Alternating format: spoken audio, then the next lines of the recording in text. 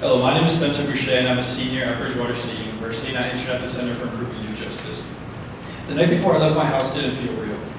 I had been looking forward to it for months, finally living on my own, independence, freedom, control over the direction of my life. That's what I kept telling myself. But underneath all that excitement was a quieter question I couldn't ignore. Who am I going to rely on? And the honest answer was no one. Sure, my parents were a phone call away, but for the first time, the day-to-day decisions, the problem-solving, and the responsibility was all on me. That as if the universe wanted to speed things up, a snowstorm was forecasted for Sunday night, which means movement day got pushed to Saturday. No easing into it, no gradual transition. It felt like ripping off a Band-Aid. And honestly, that made everything more intense. The morning I left, I hesitated. I stood in my room, the same room I grew up in, and just looked around. The walls, the bed, everything familiar, knowing I wouldn't be back for 4 months. For a moment, I did not want to go, but I did. The drive there felt longer than it should have. At one point, I even put the wrong address and it sent us in the completely wrong direction. Oops.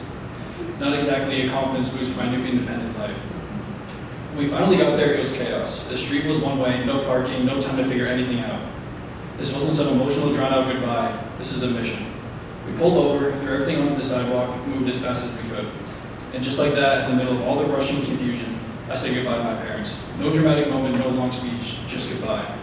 And then they were gone. I stood there for a second and realized, this is it, I'm on my own for a while. I grabbed my key, walked into the building, and found my room 3. When I opened the door, I was surprised. It was big, bigger than my room at home, higher ceilings, and more space than I expected.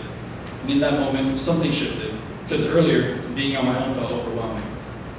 But standing there in that empty room, it started to feel like something else, opportunity.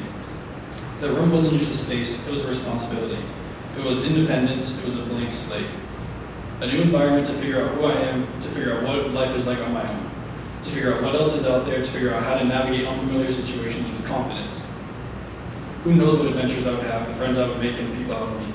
It's all unknown, but unknown in the best exciting way. And I realized something important. Independence doesn't arrive when you feel ready. It shows up in messy, chaotic moments when you're unsure, when things don't go perfectly, when you're literally standing on a sidewalk with all your belongings trying to figure it out. It's not about having all the answers, it's about stepping forward anyway. That day didn't start with confidence, it started with hesitation, mistakes, and a rush goodbye. But it ended with me unlocking a door, walking into the unknown, and realizing I was capable of figuring it out.